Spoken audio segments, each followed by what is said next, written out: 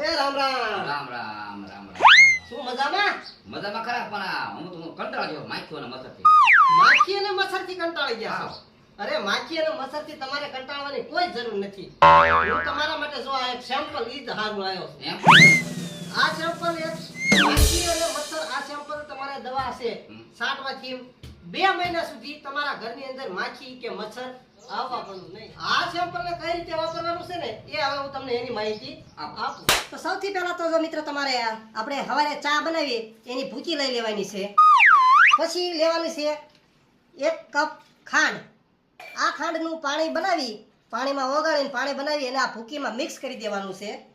પછી જે આપણે આ દવા છે આ પડીકી સેમ્પલની છે આનું પાણી આપણે બનાવી અને આ બધી વસ્તુમાં છાંટી દેવાની છે એટલે માખ્યું બધી ભેગી.